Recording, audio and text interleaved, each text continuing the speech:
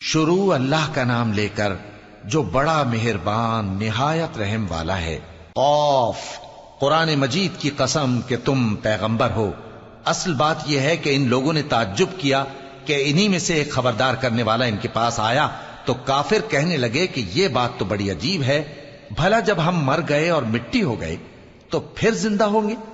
یہ زندہ ہونا عقل سے بعید ہے۔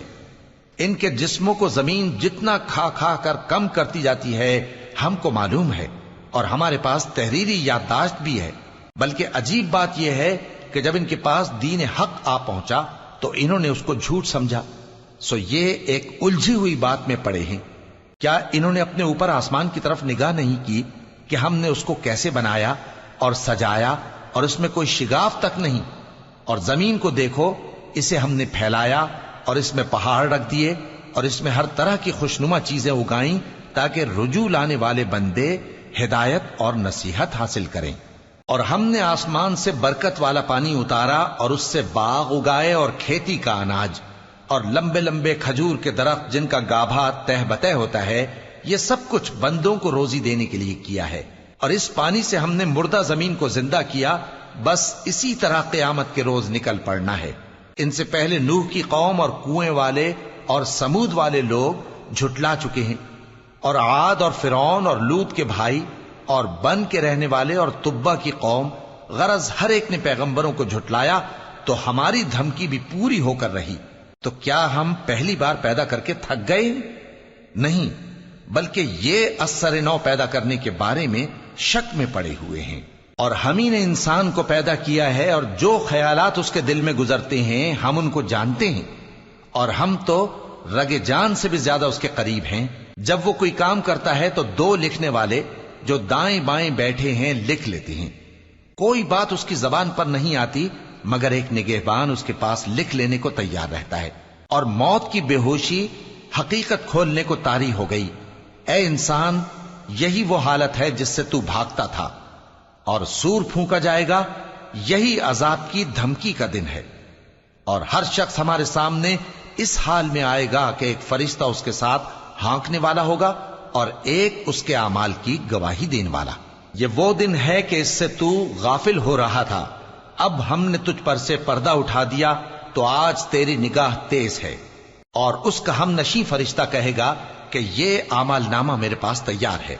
حکم ہوگا کہ ہر سرکش ناشکرے کو دوزخ میں ڈال دو، جو مال میں بخل کرنے والا، حد سے بڑھنے والا، شبہ نکالنے والا تھا، جس نے اللہ کے ساتھ اور معبود مقرر کر رکھے تھے، تو اس کو سخت عذاب میں ڈال دو۔ اس کا ساتھی شیطان کہے گا کہ اے ہمارے پروردگار، میں نے اس کو گمراہ نہیں کیا تھا بلکہ یہ آپ ہی رستے سے دور بھٹکا ہوا تھا۔ اللہ کہے گا کہ میرے حضور میں رد و قد نہ کرو، میں تمہارے پاس پہلے ہی عذاب کی وعید بھیج چکا تھا۔ میرے ہاں بات بدلہ نہیں کرتی، اور میں بندوں پر ظلم کرنے والا نہیں۔ اس دن ہم دوزخ سے پوچھیں گے کہ کیا تو بھر گئی؟ وہ کہے گی کہ کچھ اور بھی ہے۔